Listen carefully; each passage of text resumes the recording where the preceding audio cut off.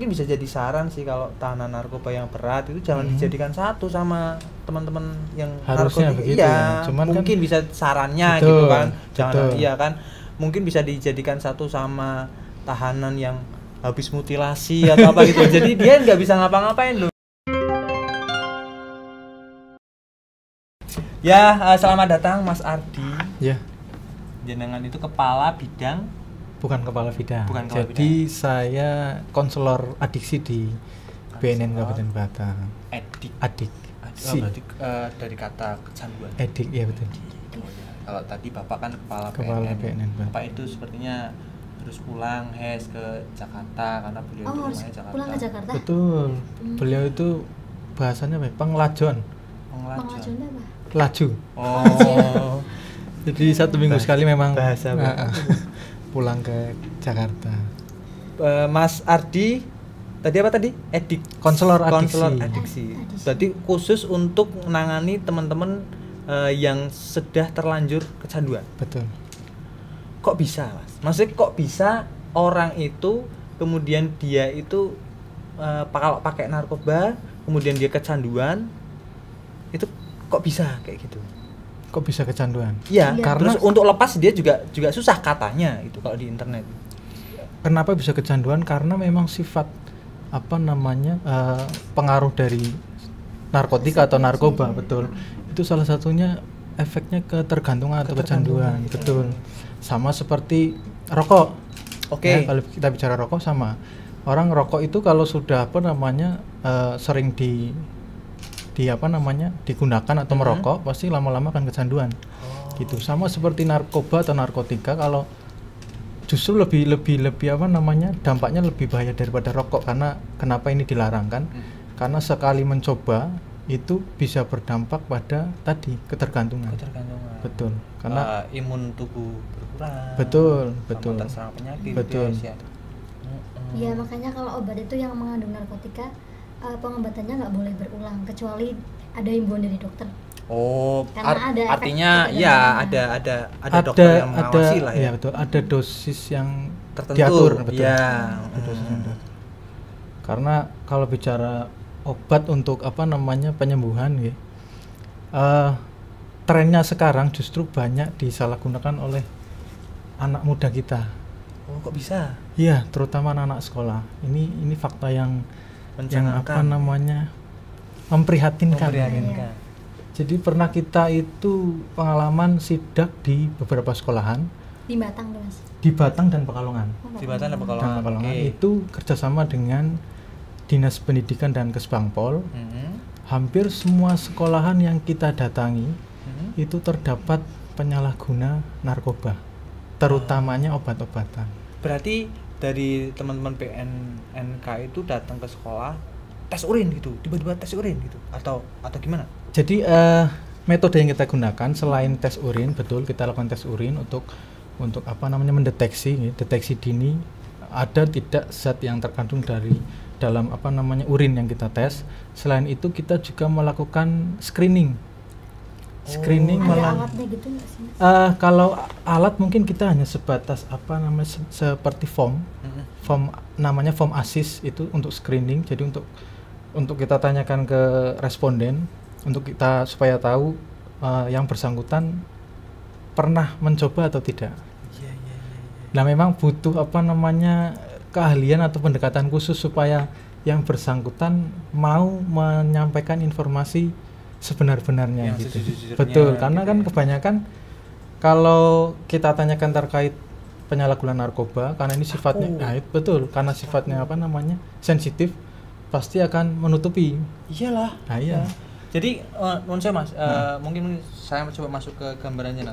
Berarti tiba-tiba teman-teman BNN hari ini kita tes urin di sekolah ini. Gitu. Betul. Jadi semua murid pipis dalam waktu yang sama istilahnya, buang air kecil. Betul. Tapi karena keterbatasan alat, ya, jadi kita biasanya dengan sekolahan hanya melakukan sampling. Sampling dengan data. Kita sinkronkan dengan data dari biasanya guru BK. Nah, biasanya kan guru BK punya nih, betul, punya nih siswa-siswa yang istilahnya terindikasi lah ya. Terindikasi. Dilihat dari mungkin pernah ya. melanggar kedisiplinan mungkin kan, atau perilaku di kelas atau apa namanya nilai pelajaran dan lain sebagainya, itu yang nanti kita kemudian lakukan tes urin dan kita lakukan screening gitu. Kalau satu sekolah kita lakukan tes urin dan screening ini kayaknya kok perlu sulit. Perlu budget yang lebih besar gitu. Nah, untuk biasanya tuh anak muda kan biasa melakukan oplosan tuh Mas. Itu termasuk ke dalam narkotika nggak? Bentar, oplosan kayak lagu dangdut gitu. Kan kayak ada sih yang komik kadang dioplos sama ya, sprint, minuman obat gitu-gituan. batuk, Mas, minuman obat batuk Itu termasuk dalam kategori narkotika atau kalau obat-obatan tadi yang disampaikan Mbak Hesti ya, komik dan obat-obatan warung lah yang disalahgunakan beberapa anak muda sekarang, itu masuknya golongan psikotropika. Psikotropika. Jadi kan narkoba itu kan ada narkotika, psikotropika dan bahan aditif lainnya. Nafsa. Nah betul. Ada yang nafsa, ada yang narkoba. Biasanya kalau dunia medis sering nyebutnya nafsa. Kalau kita BNN narkoba, narkotika, psikotropika, bahan aditif. Nah komik atau obat-obatan warung, contohnya ada antimo dan lain sebagainya, itulah yang disalahgunakan, itu masuk ke psikotropika.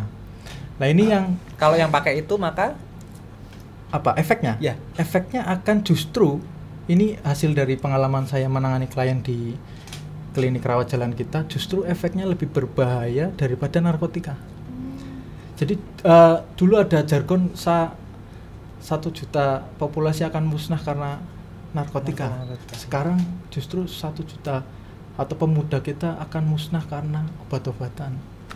Jadi banyak yang datang ke klinik kita itu kondisinya sudah, mohon maaf, sudah tidak bisa diajak komunikasi, sudah harus diikat dari keluarga datang gara-gara obat-obatan tersebut. Betul. Karena dia pakainya uraan, betul, dosisnya tinggi, dosisnya tidak diatur. Karena kenapa demikian? Karena salah satu sifat dari narkoba ini kan toleransi. Toleransi ini betul, dosisnya akan terus meningkat setiap dia pakai. Jadi misal si A pakai narkoba lah ya, gitu. Biasanya pakai katakanlah 2 butir. Besok-besok harus naik nih. Harus 3 butir. Karena kalau hanya pakai 2 butir, maka dia tidak akan merasakan efek. Gitu. Terus naik 3, 4, 5. Bahkan kita pernah menangani klien perempuan ini sampai konsumsi 40 butir sekali minum. Ya, Tapi dia kondisi sudah anggota dalam tubuhnya itu sudah rusak atau gimana? Kalau bicara itu efek ke tubuh kita, ini kan kita lihat lagi kemampuan badannya masing-masing. Betul, sih, kemampuan kita masing-masing. Ada yang konsumsi hanya beberapa dosis bisa efeknya langsung, ada yang tadi sampai 40 butir sekali minum tidak belum ada efek secara fisik. Betul. Karena tadi sifat ketahanan kita kan masing-masing, ketahanan tubuh kita kan masing-masing. Tapi sebenarnya tinggal menunggu waktu. Jadi bisa efeknya jangka pendek, bisa jangka panjang. Ibarat kita menyimpan bom waktu saja. Pakai narkoba itu betul. Ya. Tiba-tiba meledak. Jadi mungkin hari ini kita ketemu dengan si A yang pengguna, masih bisa diajak ngobrol nih. Besok belum tentu. Ibarat, karena kan apalagi narkotika, apalagi obat-obatan itu efeknya kan terutama ke otak, saraf otak. Ya. Jadi otak kita kan terdiri dari jutaan sel tuh, sel saraf. Kita nggak tahu nih mana yang putus, mana yang beberapa putus, betul. gara-gara pakai itu. Betul, seperti karet lah ya. Kalau kita tarik lama-kelamaan pasti akan putus. Dan kita nggak tahu kapan putusnya gitu. Dan yang sebelah mana gitu. Dan yang sebelah mana? Tiba-tiba besok ditanya, bisa besok, bisa lusa, bisa kita nggak tahu. Iya sih. Makanya janganlah ya. Janganlah, karena itu tadi bicara penyalahgunaan narkoba itu dampaknya kompleks sekali. Iya. Ya artinya kalau tadi sih yang disampaikan oleh Pak Krisna tadi memang kalau buat yang sudah terlanjur itu bisa lapor ke BNN. Bisa lapor ke BNN. Gitu kan. Nanti dijamin tidak dapat Tidak pidana, diproses hukum. tidak diproses Betul. hukum. It sounds like drug amnesty gitu Drug ya. amnesty. Kalau kita lihat, kalau Tapi kita ada pinjem- syaratnya, Mas. Apa tuh? Jadi bentar. Iya. Drug amnesty kalau kita pinjem bahasanya pajak ya, tax Pajak, amnesty tax istilahnya. amnesty. Syaratnya apa? Syaratnya silakan datang ke kita untuk kita bantu untuk pulih, tapi dengan catatan tidak membawa barang. Ya iyalah. Nah itu Ya iyalah, Mas. Masa tiba-tiba. dengan syarat itu. Oh. Tapi kalau seumpama dia barang ini Pak, saya sudah insaf katakanlah karena dia mendapatkan hidayah, dia sudah kembali ke jalan yang benar. Ini saya pemakai, terus ini Ini apa barangnya. namanya, ini barangnya sisanya daripada saya makan lagi atau saya konsumsi lagi gitu kan ya enggak apa-apa toh, Pak. Kalau konteksnya obat-obatan enggak masalah, ya kan? Tapi kalau konteksnya narkotika, nanti kaitannya dengan pasal Undang-Undang Narkotika. Oh, ada. Ada. Pasal 112 itu bahasanya menguasai. Barang siapa melanggar hukum, menguasai narkotika, memiliki, menyimpan. Oh my god. Oh iya Gitu iya, loh. berarti pada akhirnya nanti Pada akhirnya malah BNN. justru malah itu tadi bisa diproses. Oh, Pak. makanya banyak kasus itu yang non saya ini saya potong di internet itu kan ada yang dia nggak tahu apa-apa tiba-tiba dikasih aja barang gitu. Betul. Ternyata itu Narkotika. kemudian Datanglah polisi itu. petugas. My God, dijebak. Berarti Ya. perihal penyimpan ada ya? Ada. Jadi pasal yang sering kita perkarakan itu ada 3 sih. 112, 114 sama 127. 112 tadi menyimpan, menguasai, menanam. Kalau 127 itu penggunaan. Kalau 114 jual beli. Biasanya tiga pasal ini. Nah, tadi makanya ini informasi juga untuk masyarakat untuk lebih hati-hati ini barangkali Dititipi. betul dititipi Iya. barang sama temen Atau atau sama orang gitu lah lah ya, ternyata itu narkoba yang kita nggak tahu isinya Ya, apa, gitu. itu harus hati-hati, harus dicek dulu. Makanya harus dicek dulu. Kamu mau titip barang, coba dicek dulu, buka dulu gitu kan ya. Lebih baik seperti Lebih itu. baik seperti itu. Makanya Iya kan sih. ada kasus juga yang TKW kita Mm-mm. dititipi oleh bandar di luar negeri sana untuk bawa narkotika ke Indonesia tanpa dia ketahui, dengan iming-iming imbalan gitu ya. sekian rupiah. Oh, ini tolong gitu. bawakan nanti ketemu ini, nah, gitulah Iya, istilahnya ya, hanya bahasanya. melihat lumayan nih Lumayan bisa nih buat nambah uang saku ya, pulang uang kan. saku, gitu. Paling bawa apa kan Paling kecil, bawa apa, ternyata dalamnya gitu. narkotika. Nah, kasus paling unik nih pernah nggak sih Pak ketahuannya tuh di medianya tuh apa? Biasanya kan unik-unik tuh Pak ketahuannya ternyata di dimasukin kantong kemana sepatu atau di mana ya. Iya, kalau kita nonton film-film sih iya Iya. sih ada yang syarat-syarat. Modus operandinya memang beragam, apalagi kan mereka pasti kan bagaimana caranya bisa mengelabui petugas, Iya. ya kan? Gimana caranya lah, berbagai macam. Salah satunya yang unik sih dimasukkan ke dalam ini ada tuh pernah semacam kapsul Oke. kapsul dia makan, Ya. nanti setelah beberapa jam dia buang air besar, kapsul itu keluar masih utuh, di dalamnya narkotika. Wah, Lah kapsulnya sebesar apa? Kapsulnya kurang lebih ya ini setengah inilah ya. Oh, panjang berarti? Panjang. nah itu panjang. bahan dari kapsulnya itu sendiri itu apa Pak? Nah Kok itu, bisa nggak nah hancur? itu makanya itu yang kita Sampai sebegitunya. sampai ya. segitunya. Secanggih gitu ya. makanya banyaknya. kenapa mereka kan menggunakan modus berbagai macam untuk mengelabui petugas, salah satunya itu. Terus kemudian memungkinkan nggak itu? Maksudnya itu kan caranya untuk memasukkan.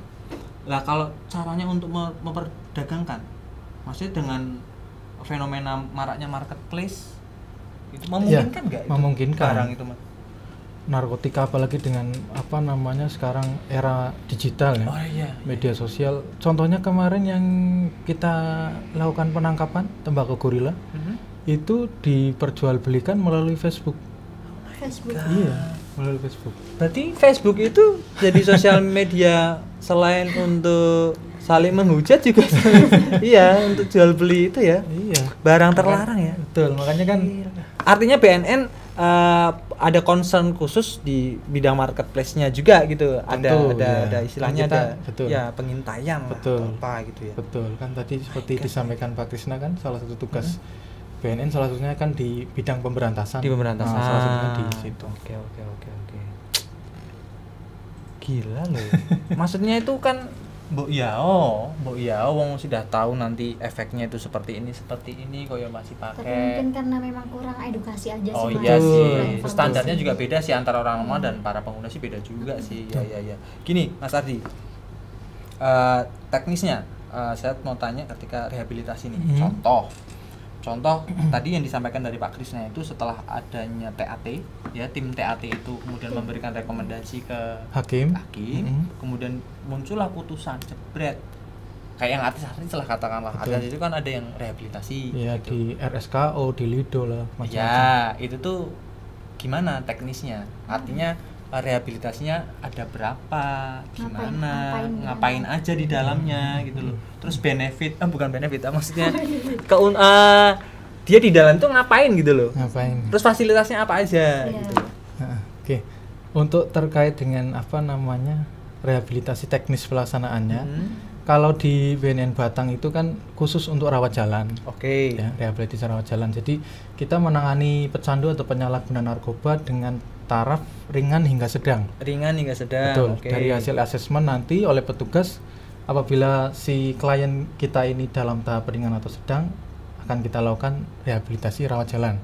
Tapi ketika dari hasil asesmen dinilai kita ternyata tahapannya berat, akan kita lakukan rujukan nih ke rehabilitasi rawat inap. Salah satunya yang kita miliki, BNN miliki itu di Lido Bogor. Betul.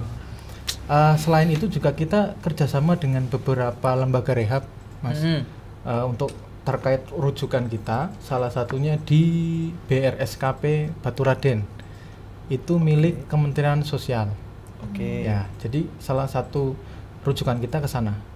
Di sana ada rawat inap, basicnya rehabilitasi rawat inap di sana. Selain itu kita juga yang dekat sini kita kerjasama dengan Rumah Sakit Junet. Pekalongan. Ya, Nah, Kota Pekalongan. di sana punya fasilitas rawat inap. Rawat inap untuk khusus Penyalahgunaan rehabilitasi narkoba. Betul. Terus selain itu kita juga kerjasama dengan Rumah Sakit Jiwa Magelang. Oh iya, Rumah Sakit Cipto apa gitu. Ya, di Magelang. Namanya sana. kan ada itu ya. Di Magelang sana ada yang khusus untuk penyalahgunaan narkoba. Oke. Gitu. Jadi gini Mas, kalau dia dimasukkan ke panti rehab, non saya ini saya tanyakan. Keluarga dari orang yang di apa sih namanya? Direhab. Direhabilitasi. Keluarga dari orang yang direhab itu dia bayar nggak? Nah, ini yang perlu kita sampaikan ke masyarakat karena banyak masyarakat yang belum tahu. Rehab sebenarnya bayar nggak sih? Iya, jangan-jangan Ya kan? Rehab bayar nggak sih? Terus jangan-jangan nanti saya lapor ke BNN malah ditangkap di sana. Iya, kan? iya. Banyak stigma masyarakat yang seperti itu. Iya. Ini perlu saya sampaikan bahwa rehabilitasi di BNN ya, khususnya di BNN Batang itu gratis. Tidak dipungut biaya. Yang rawat jalan. Rawat jalan. Oke. Untuk rawat inap kita juga gratis. Transportnya dari Batang ke Bogor juga gratis. Kalau nah sama itu Ya, terkait semua kalau dirujukan. terkait rujukan memang kita belum bisa mengcover untuk transportasi ke sana. artinya ada poin-poin yang Betul, istilahnya, harus mandiri. gitu.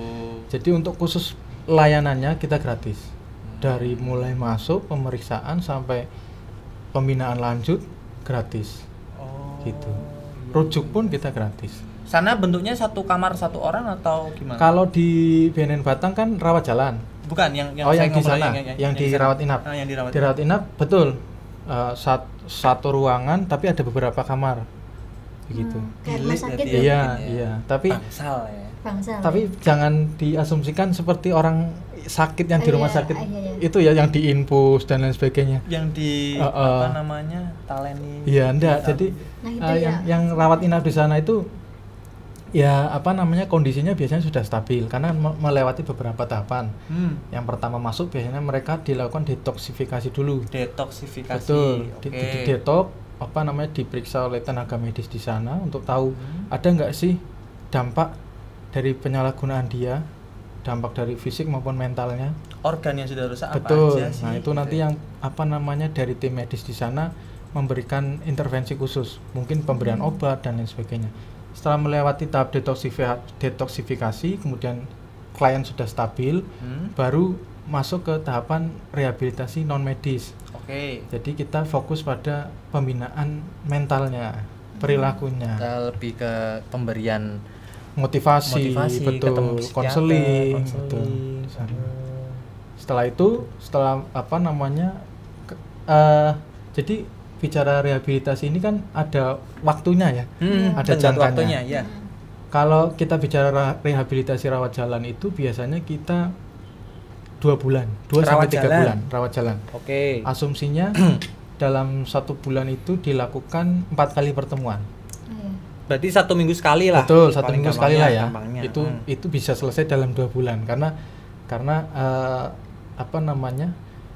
itu pelaksanaan rehabilitasi rawat jalan itu minimalnya 8 kali pertemuan. Oke. Itu untuk kategori yang sedang, Pak. Ya tadi yang Ya, rawat jalan. Yang rawat jalan. Tapi untuk yang rawat inap itu rehabilitasinya dengan jangka waktu 6 bulan. Maksimal atau minimal? Itu maksimal 6 bulan.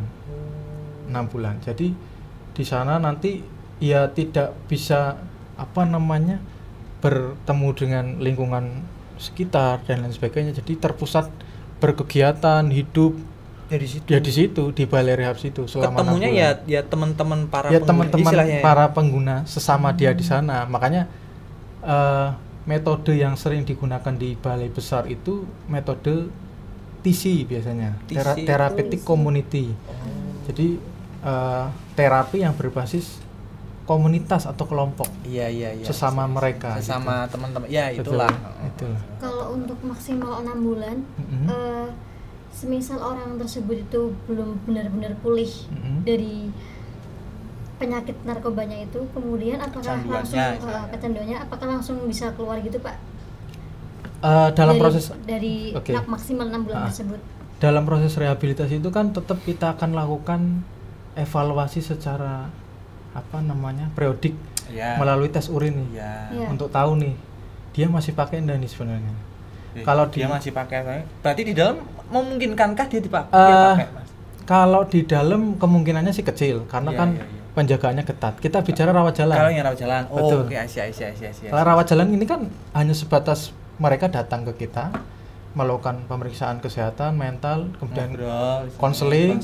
Setelah itu mereka kembali ke lingkungan. Ternyata pulang dia konsumsi lagi ya, percuma juga. Nah, makanya perlu kita lakukan tadi pengecekan secara periodik untuk tahu benar-benar sudah abstinen atau berhenti enggak sih. Kalau yang rawat inap. Kalau yang rawat inap biasanya mereka pasti dengan 6 bulan itu selesai program. Separah-parahnya. Betul. Tapi kan ada kasusnya Ridho Roma itu loh, Pak. Nah, itu kan ini 2 kali ketangkep itu. Betul. Itu apakah gara-gara waktu proses rehabilitasinya belum kelar, kemudian udah keluar atau bagaimana? Oke. Memang kalau kita bicara artis lah artis yang tertangkap yang kita baca dari internet gitulah terus kita bicara tentang masalah kecanduan ini memang pemulihannya tidak mudah. Jadi butuh proses yang panjang. Memang kita ada batasan waktu minimal atau maksimal pelaksanaan di rehabilitasi 6 bulan. Tapi sebenarnya rehabilitasi sebenarnya itu ujian sebenarnya mereka itu sebenarnya setelah keluar dari panti rehabilitasi. Makanya BNN pernah melakukan penelitian yang hasilnya cukup mencengangkan nih. 70% orang yang melakukan rehabilitasi rawat inap maupun rawat jalan itu kemungkinan untuk relapse atau menggunakan kembali itu tadi 70% angkanya. Jadi memang seperti sia-sia gitu ya. Sudah dilakukan rehab tapi kok kemudian kembali menggunakan gitu. Seperti tadi contohnya kan kasus Ridho Roma. Artis-artis yang sudah direhab, keluar ternyata pakai lagi. Kenapa bisa demikian? Kan muncul pertanyaan begitu. Iya. Kenapa bisa demikian, Pak?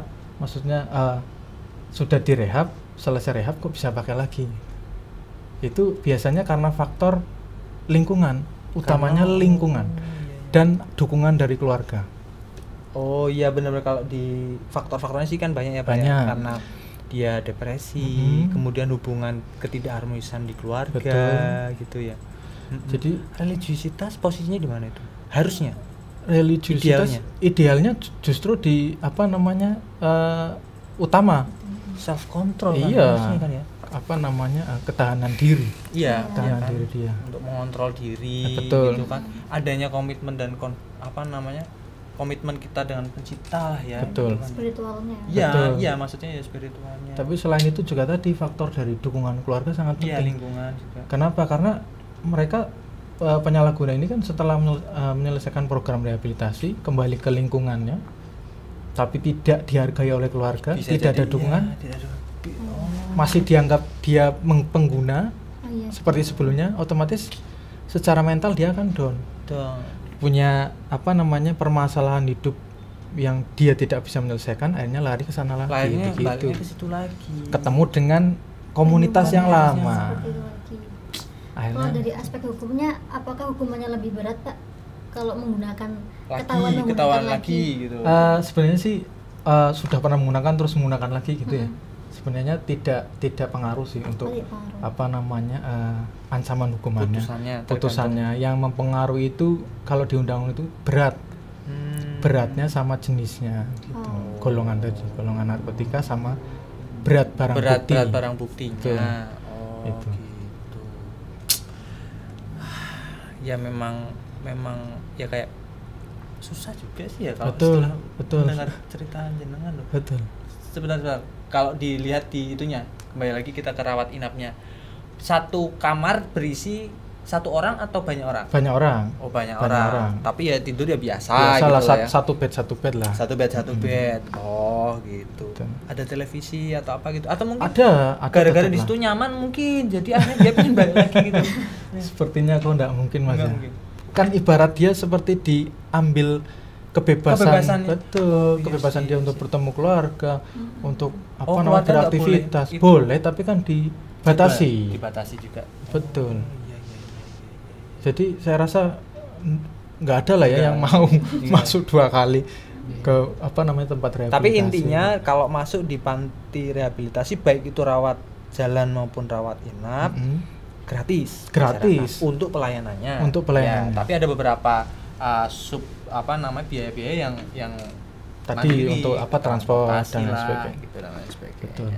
Tapi ya itu mungkin bisa. Dan tadi juga penting bahwa nggak usah takut gitu loh. Nggak usah takut untuk datang ke kita. Karena kita nggak akan memproses kalian gitu loh. Justru kita akan membantu kalian untuk supaya pulih gitu, untuk lepas dari tadi penyalahgunaan. Yang belum banyak diketahui. Betul, makanya kita dari BNN Batang sangat berterima kasih nih dengan Unikal karena memfasilitasi kita melalui dialog podcast ini menyampaikan informasi kepada masyarakat terkait layanan rehabilitasi kita. Jadi, pokoknya sebelum tertangkap laporlah.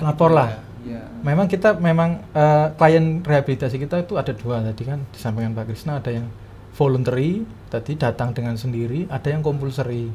Kalau compulsory itu biasanya hasil dari operasi sidak, kita temukan tes urin positif nih, tapi tidak ada barang bukti. Itu kita lakukan rehabilitasi. Berarti dia secara compulsory, bukan voluntary karena keinginan sendiri datang. Gitu. Ya kalau bisa jangan sampai lah ya. Iyalah. Karena hasil sidak atau razia kemudian baru mau datang ke kita. Ya. Apalagi kalau sampai ditemukan barang bukti. Itu akan panjang sekali. Masa depan sudah jelas runyam lah itu kan. Dan yang miris juga, Mas, banyak penyalahguna yang terkena kasus narkotika tadi ya, sampai diproses hukum, sampai masuk ke penjara, itu justru di dalam penjara di sana itu justru ibarat orang itu sekolah tambah pinter. Betul. Kenapa? Karena di dalam penjara sana, di rutan atau lapas sana, mereka dikumpulkan jadi satu nih. Betul. Sesama kasus narkotika. Sesama penyalahguna. Jadi bisa saling curhat. Yang tadinya hanya sebatas penyalahguna kemudian masuk ketemu dengan pengedar bandar, justru nanti di dalam sana malah membentuk jaringan begitu keluar. Betul. Dari newbie ketemu yang kakak. Nah, setelah dia keluar, dia akan menjadi naik kelas nih. Tadinya hanya pengguna akan jadi pengedar atau bahkan bandar. Makanya kan lebih baik direhabilitasi gitu loh. Jangan sampai diproses hukum. Iya benar. Mungkin ya mungkin bisa jadi saran sih kalau tahanan narkoba yang berat itu jangan dijadikan satu sama teman-teman yang harusnya narkotika. begitu. Iya, Cuman mungkin kan, bisa sarannya betul, gitu kan. Jangan betul. iya kan.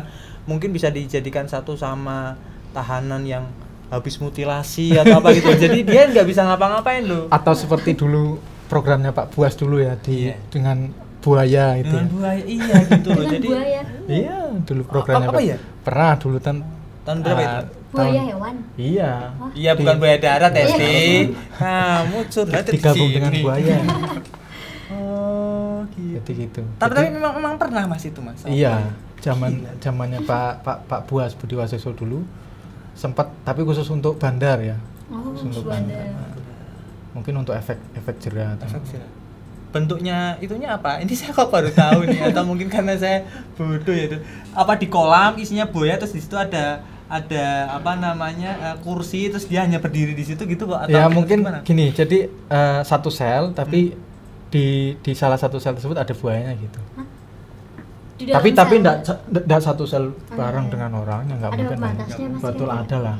Ada. Jadi mungkin untuk efek jerah tadi. Gila ya. Bagus loh ini loh. Ya Pak, barangkali ya Bapak demi meminimalisir loh daripada ya itu tadi yang disampaikan kan, generasi muda kita itu ini jangan-jangan Mas, narkoba itu merupakan salah satu alat perang dari negara lain untuk merusak negara. Bisa jadi. Karena faktanya gini, tadi yang seperti disampaikan Pak Krisna, sejarah tadi. Iya, perang candu kan pernah dulu. Nah, ini sepertinya juga terjadi di negara kita, karena kita ambil contoh lah sabu ya, yang dari Tiongkok tadi. Kenapa bisa sampai masuk sini gitu kan, pertanyaan gitu. Di sana kan melewati beberapa negara itu. Iya. Kan? Di sana dicek enggak? Nah, harusnya faktanya jadi sabu yang masuk ke negara kita itu biasanya melalui jalur pelabuhan di Malaysia. Jadi di Malaysia peraturannya orang yang membawa narkotika tapi tidak mengedarkan di negaranya, di Malaysia ya, itu dibiarkan saja. Ya, paham lah ya. Apa narkotika? Ini mau diedarkan mana? Indonesia. Bukan Malaysia. Bukan Malaysia. Lolos. Ya itu. Tuh. Makanya mungkin ini butuh pendekatan diplomatik ya, karena antar negara. Memang dulu zamannya Pak Heru pernah kita melakukan dengan kepolisian Malaysia terkait tadi penyelundupan narkotika melalui negara mereka gitu. Karena kalau sampai Malaysia bisa dihentikan kan minimal ya kan, paling enggak kan mengurangi yang masuk, meskipun tidak bisa menghentikan keseluruhan, karena mereka kan melalui jalur-jalur tikus, terutama di wilayah Malaysia yang Kalimantan nih. Yang Sarawak, betul. Itu kan. Yang tidak ada jalur laut, perbatasannya hanya hutan dan Sarawak Sabah pun namanya, saya kok nggak tahu kayaknya ya. Itu tapi itu aja lah penjara yang bareng buaya aja lah. Kayaknya itu lebih cocok deh. Cocok. Gitu. Cocok maksudnya gini, kolam buaya kan tahu kan? Ya. Terus nanti dikasih beton atau apa secukup bulatan 1 meter kali 1 meter lah, bulat gitu lah. Tahanannya berdiri aja di situ. Udah dia nggak bisa ngapa-ngapain. Gitu betul. Aja lah. Kalau lihat ini loh. Betul, harusnya. Karena bener-bener oh my god gitu loh. Ya kan sangat memprihatinkan. Makanya dengan hukuman mati pun ya kan, Freddy Budiman hukuman mati. Ya, tapi ternyata sampai sekarang narkotika tetap masih banyak. Itu untuk hukuman mati itu udah kategori sangat berat. Betul. Tadi itu kan dilihat dari golongan dan peran, barang bukti. Sampai kalau Freddy Budiman sampai ratusan ton. Wow. Kalau kita konversi ke uang tadi 1 gram berapa juta? Tadi yang disampaikan tadi ya. Kali kan? Gila ya. Itu. Udahlah itu aja lah cukup. buaya itu kandang satu kandang lah, satu tahanan sama buaya lah. Udah lah itu nah yang jadi cukup lah. masalah lagi juga mas, Buayanya Jadi- mahal mas.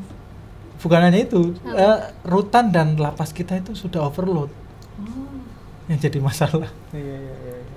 Jadi saya rasa sudah hampir semua lapas dan rutan itu over kapasitas dari yang seharusnya, tapi diisi. Bagaimana jika kebun binatang itu dijadikan enggak ya bercanda doang Pak gitu. Oh gitu ya, overload ya. overload? Memang sih harusnya memang kembali ke pribadi masing-masing. Tadi ya self control, Betul. kemudian kedekatan dengan keluarga. Betul, keluarga. Tapi kalau begitu sih spiritual juga harus. Harus, gitu kan. harus. Tapi memang informasi terkait dengan narkoba, Dampak, iya, terutama dampaknya itu sih. memang perlu kita sosialisasi ke masyarakat supaya Iya. tahu gitu. Oke.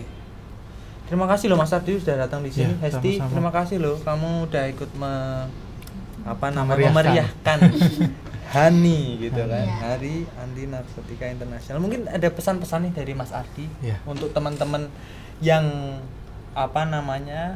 terlanjur mengguna tapi ternyata setelah mendengar ini kan siapa tahu ternyata BNN itu soft loh istilahnya, ada drug amnesty gitu loh. Ada yang mau disampaikan? Ya, jadi untuk masyarakat ya, terutama khususnya wilayah Kabupaten Batang, Pekalongan, Pemalang mungkin ya, silakan kalau mempunyai keluarga atau tetangga atau yang bersangkutan sebagai penyalahguna narkoba, tidak usah takut, tidak usah ragu, silakan datang ke kantor kita, ke BNN Batang untuk kita berikan layanan rehabilitasi gratis dan tidak diproses hukum. Kalau masih ragu, kalau masih takut, silakan bisa kontak kita dulu di call center, silakan tanya, atau di media sosial kita bisa, ya di Instagram, atau nanti ini ke depan kita mau bikin pendaftaran rehabilitasi online. Pendaftaran rehabilitasi dan konsultasi online. Jadi kan kalau masyarakat masih takut nih untuk datang, silakan bisa lewat HP untuk konsultasi dulu atau langsung mendaftar. Nanti bisa kita follow up lebih lanjut. Oke. Ya kok takut ya, maksudnya saya mau ke sana takut. Takut. Anda itu pakai itu kok nggak takut, nggak takut? Mas ya? Tapi kan karena ada yang coba-coba gitu ya.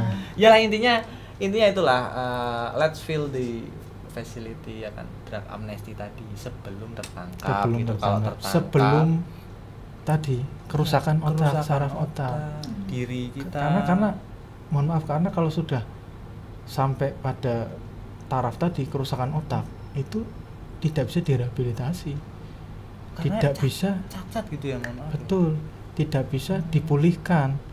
Hanya paling kita rujuk ke tadi rumah sakit jiwa Magelang. Rumah sakit jiwa. Betul, karena sampai sekarang karena belum ada deh kerusakan saraf otak kemudian operasi dan sebagainya, penyembuhannya belum ada.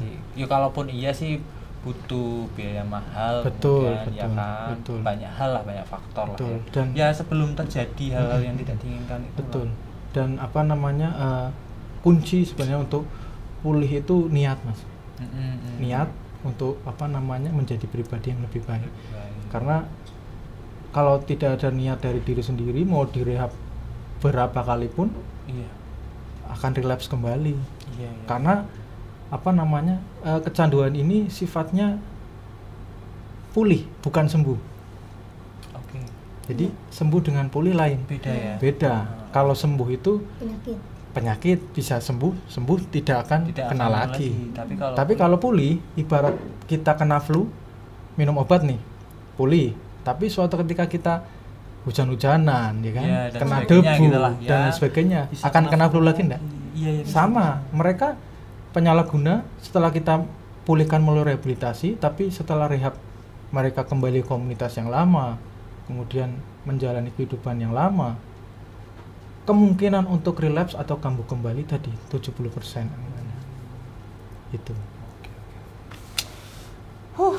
Ya, semoga ini menjadi gambaran lah ya ke depannya untuk teman-teman kok yang mau coba-coba atau mungkin yang sekarang sudah memakai, ayolah segera lapor daripada tertangkap. Betul. Gitu kan ya. Daripada itu tadi programnya Pak Budi Waseso dicanangkan kembali Anda satu ruangan dengan buaya, mau Anda? Hah? Gitu kan. So gitu, Mas Ardi, saya terima kasih sekali ya sudah hadir. Ini sangat menggairahkan ya. Bahwa pembahasannya loh Hes gitu ya. Hesti, saya juga sangat terima kasih loh Hes, kamu udah ikut datang, dan good luck untuk seleksi pemilihan mahasiswa berprestasi tingkat tele di Jawa Tengah ya. Semoga do the best lah gitu. Nggak usah kita pikir yang gimana gitulah ya. Nggak usah pikir menang nggak ya, nggak usah. Yang penting lakukan yang terbaik. Yang terbaik gitu. So dalam hari anti narkotika internasional, kita ngucapin pokoknya hidup asik tanpa narkoba, segera lapor sebelum tertangkap, and feel the drug amnesty. Salam transformatif kreatif. Jangan bilang siapa-siapa ya, kalau kita akan ketemu lagi minggu depan.